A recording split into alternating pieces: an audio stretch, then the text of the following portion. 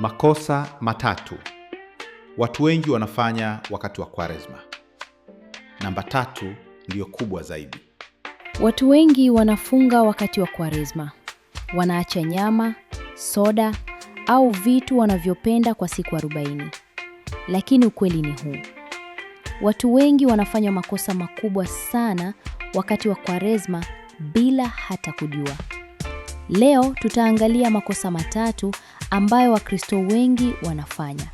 Na hakikisha unasikiliza hadi namba 3 kwa sababu hilo ndilo kosa kubwa kuliko yote. Kosa la kwanza.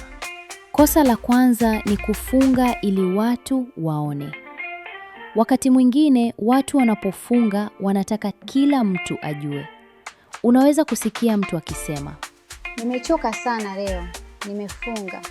Au mtu anaendelea kuwaambia watu wote kwamba anafunga. Lakini Yesu alionya kuhusu hili. Katika Gospel of Matthew sura ya 6 mstari wa 16, Yesu alisema, na mnapofunga, msiwe na nyuso za huzuni kama wanafiki. Maana wao hubadili nyuso zao ili waonekane na watu kuwa wanafunga. Amin, nawaambia, wamekwisha kupata thawabu yao. Maana yake ni kwamba kufunga sio kitu cha kuonyesha watu. Ni jambo kati yako na Mungu. Kosa la pili. Kosa la pili ni kufunga bila kubadilisha tabia. Watu wengi wanaacha chakula, lakini hawaachi tabia mbaya.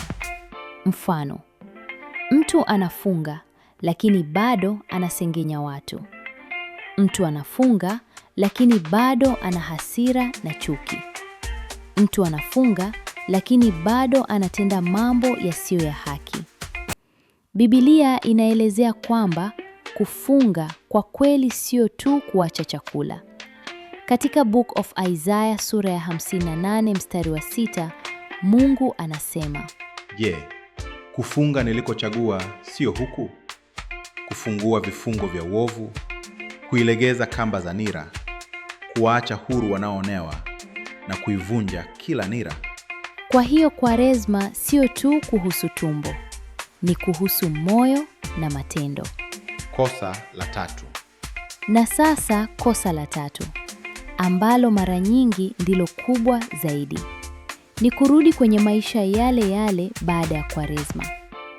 Watu wengine wanajizuia siku 40, lakini mara tu Kwaresma inaisha, wanarudi kwenye tabia zile zile.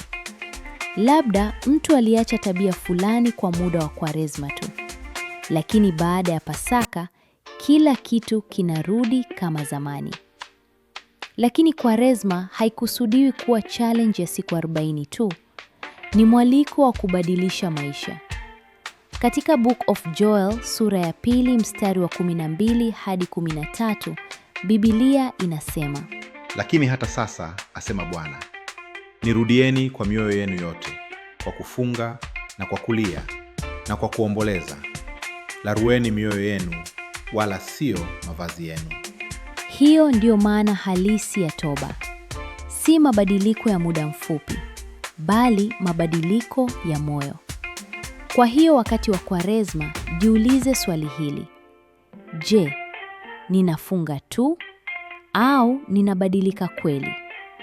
Kwa sababu Kwaresma sio tu kuacha chakula. Ni kipindi cha kumkaribia Mungu na kuanza maisha mapya. Tuombe pamoja. Baba wa mbinguni, tunakuja mbele yako kwa moyo wa unyenyekevu. Tunaomba utuongoze wakati huu wa Kwaresma. Utupe nguvu ya kuacha makosa na tabia zisizo za kweli, na kutupa moyo wa kweli wa toba na mabadiliko. Tusaidie tufunge sio kwa ajili ya watu, bali kwa ajili yako.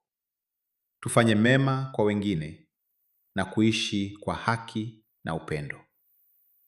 Baba, tunakuomba utuongoze baada ya Kwaresma, ili tulinde matendo yetu na moyo wetu na kuendelea kukukaribia kila siku.